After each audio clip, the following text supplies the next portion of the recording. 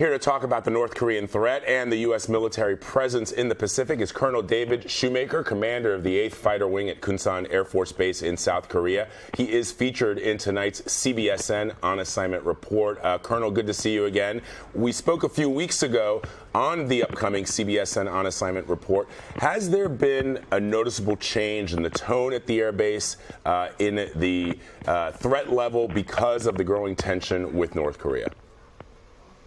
So, Vlad, like we talked about when you were here before, the feeling on the base really isn't that much different as far as what we do. It's the same thing that we have been doing for years here at Kunsan. So we're always ready to defend the base, accept follow-on forces, and take the fight north. If anything, the difference is the focus gets that much sharper and that much clearer when we see the reports from back home and when we hear from our families back home what's being broadcast. That focus gets that much sharper. But we're always ready, and that hasn't changed. Now, Colonel, I imagine one of the huge challenges with North Korea is that it is such a secretive nation. It is difficult to get clear intel in terms of what's going on there. So what do you make of South Korea's defense minister's claim about North Korea's nuclear capabilities? Specifically, he said that North Korea may not completely have gained re-entry technology. What do you think? Well, again, from our perspective, whether or not that intelligence holds true, we do the same thing here at this base. So our job here is readiness to take that fight north. And we don't make the policy, but we're here to carry out that policy with a vengeance if required. But that must be... my hope is... Go ahead. That must be one of the challenges, is there's only so much accurate information you can get out of North Korea. Yeah, absolutely. And really, for us, we would hope that the show of strength, the show of our alliance with our ironclad alliance with the Republic of Korea would be a deterrent. But if that should fail, then we are ready to go here at Kunsan. Colonel, we spoke about this throughout my stay at Kunsan Air Force Base, but I would like you to explain to our viewers what the mission of the 8th Fighter Wing is and how those airmen under your command carry it out every single day. Absolutely, Vlad. So our mission here is simple. We put it into three parts, and that is we defend the base, accept follow-on forces, and take the fight north. And bottom line is we have a core of people here at Kunsan, 3,100 airmen right now at Kunsan Air Base that are ready anytime to take that fight north. But if need be, we're ready here to accept those follow-on forces and have a base here that would be 3 to 4 times the size that it is right now, and ready to carry out that mission with a vengeance. Everyone here at this base understands that. It's a thing of beauty to see that focus when every airman, regardless of their day-to-day job, understands where they fit into that big machine that is the Wolfpack in Kunsan Air Base. Speaking of the Wolfpack, we just showed some video there of my flight in the F-16 with Captain Clisette and yourself. I don't know if this is, you can tell me if this is true or not, but we conducted an interview wingtip to wingtip in the F-16 while we were a couple of thousand feet up in the air, and we talked about the unique capabilities of the F-16. I wonder if you could also share with our viewers what some of those capabilities are, and have you increased your flight patrols, combat air patrols, in the wake of the recent rhetoric from North Korea? Yeah, Vlad, so you got firsthand experience, and by the way, for everybody watching, he did very well, and actually was able to carry out that interview at the end of a flight in the F-16. So, Colonel, he did not throw up or get woozy. He's shaking his head. He did not throw up. He was able to carry on a great conversation even at the end of that flight. But as you saw, the capabilities of the aircraft, the ability of this aircraft to fight air to air as required with enemy fighters, and then to be able to fight in and strike targets with precision, and then fight our way out if required. And being able to do that multi-role in a single-seat fighter is absolutely a phenomenal piece of equipment. And as far as the way that we train, again, we go out and we train to each one of those skill sets. And we'll do part task training here and there, and then we'll go out and put it all together in a sortie like what you saw, Vlad, from the back seat of our D model. And that type of training is very intense, and we keep to that on a training schedule that keeps us in the air, as you've seen, several times a week, sometimes several times a day. Colonel David Shoemaker at Kunsan Air Force Base in South Korea. Sir, as always, we thank you for your time. Thank you very much. Air Force Base in Hawaii and in Guam. We spent a lot of time there with B-1 bombers because they have been used time and time again to project force in the region on the Korean Peninsula. We actually got to go up in a KC-135 and watch one of those B-1s being refueled. They can fly anywhere in the world as long as they've got one of these KC-135s to keep them fueled and gassed up and ready to go. I think if you are nervous about some of the stuff that you have been hearing and listening to, when you listen to these guys who are focused on the mission, I think you will have a sense of a calmness. You heard, right? You're in good hands. You heard Colonel Shoemaker say that really nothing has changed for the way the airmen are conducting themselves. Whilst we were there, we never saw, even the rhetoric was flying back and forth then as well. Remember, this has been going on for some 60 years for not just the U.S. military, but for people living in South Korea and in Japan. This is nothing new for them.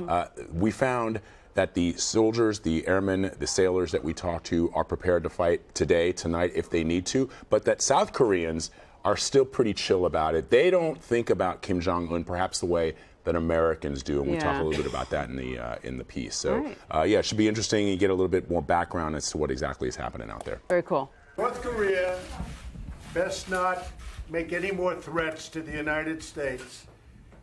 They will be met with fire and fury like the world has never seen. He later said maybe that statement wasn't tough enough. The president's rhetoric comes after reports that North Korea surpassed a significant milestone, shrinking a nuclear warhead so that it can fit on a missile. North Korea's state media also carried a statement from the country's army, saying that it was considering a plan to strike a U.S. military base in Guam. Although the president's comments caused alarm around the world, Secretary of State Rex Tillerson has been reassuring Americans and other nations that the U.S. is not on the brink of a nuclear war. But it is prepared for the nightmare scenario, a nuclear-armed North Korea.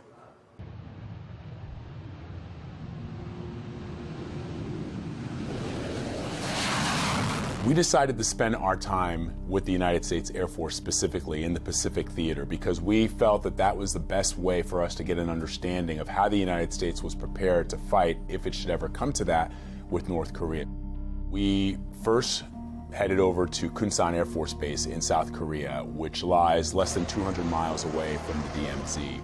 And there, that's the home of the 8th Fighter Wing. They're known as the Wolfpack. The mission of the 8th Fighter Wing is to protect and defend the base, Kunsan Air Force Base.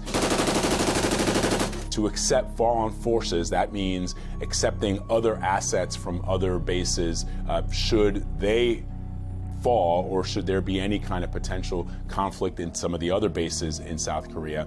And the third mission is to take the fight to the north. We spent a lot of time with the 8th Security Forces. They are the military unit of the 8th Fighter Wing.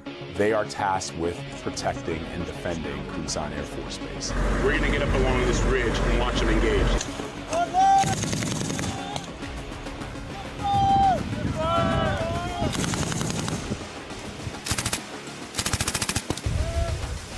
That's a critical mission because as long as the base is secure, as long as the base is defended, aircraft can take off.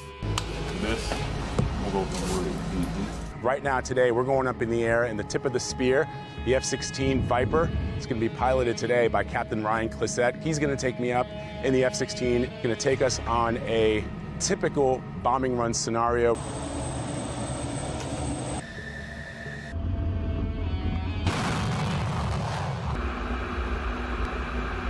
We interviewed Colonel David Shoemaker. His call sign is Wolf 1 because he's the commander of the wing. I interviewed Wolf 1 from the sky in an F-16, conducting a wing-to-wing interview. Wolf 2, I wonder if you could explain the unique capabilities of the Viper.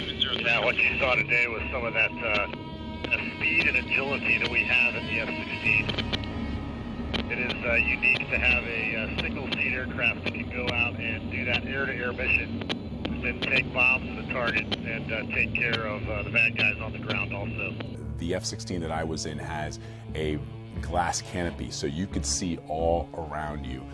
At one point, Captain Clisette, I actually didn't think that he was serious. He said, "You want to take the stick and fly the aircraft?" Go ahead and just push it as hard as you can. As hard as I can left. Yep. All right, here we go. Yep, you have it. You have the aircraft. Good. 3. I have the aircraft. Whoa! Okay. That was you. Oh, man. Woo! That is unbelievable. That's good. From there, we went to Guam. Now, why is Guam strategic? Number one, it's where the B-1 bombers are. They are absolutely magnificent planes. Everything about them is impressive. And at one point, in talking to one of the B-1 bomber pilots, I asked them, what's the message that the United States is sending when you show up with a B-1 bomber in a theater? The reality is that the B-1 means business. We also interviewed B-1 pilots who, for various reasons, chose not to give us their names because some of them have actually shown up on kill lists, terrorist kill lists. And so you'll see in the piece, we only identify them by their call sign. We flew on to Hickam Air Force Base in Hawaii, which is where Pacific Command is stationed, and we interviewed General T.J. O'Shaughnessy, who's in charge of the Pacific Air Force. The United States decided, for whatever reasons, that it wanted to conduct a limited strike on North Korea. The fact that many of their weapons are hidden underground, the fact that intelligence may not know the location of every single weapon that we might want to strike, the United States might want to strike, would that prove to be challenging? It would certainly be challenging, and I think it's one of the things that air power brings to the fight, because much of the munitions and the weapons and things that they have that we will be trying to get after, the only way you're going to get after that is with air power. And that puts a responsibility on us to be able to respond very quickly. Then we interviewed Admiral Harry Harris, who's in charge of all of Pacific Command. We conducted our interview not far from the memorial of the USS Arizona, and that is where the last great Pacific War started, when the Japanese launched an attack on Pearl Harbor. It gave me a real sense of history of why it's important, why the United States is still in the Pacific theater. Admiral Harris believes that the United States is actually a Pacific nation, and so it is the responsibility of the United States to continue to protect that theater. Tensions between the U.S. and North Korea are reaching dangerous new heights. The regime says it will be ready to fire 4 missiles toward Guam later this month. North Korean state TV said the launch would be sent as a warning. If he does anything with respect to Guam or any place else that's an American territory or an American ally, he will truly regret it. Well, I think there's been a lot of rhetoric that's been, especially now, which certainly has a lot of people rattled, and the President of the United States seemed, in his language, to threaten North Korea with what he called a fury unlike the world has ever seen. That scares a lot of people. But the message that I received from all of all the commanders that we spoke to is that the American people should sleep easy at night. People who have been in the military 15, 20, 25 years have seen this for 25 years. This is not new, what the North Koreans are doing. Nobody wants to fight. Nobody wants conflict. People want peace. But if it should ever come down to that, and if the order should ever come to take the fight to the north, then they are ready, and they have the resources to conduct those operations and to conduct them efficiently and conduct them well. And that was what we learned on our journey.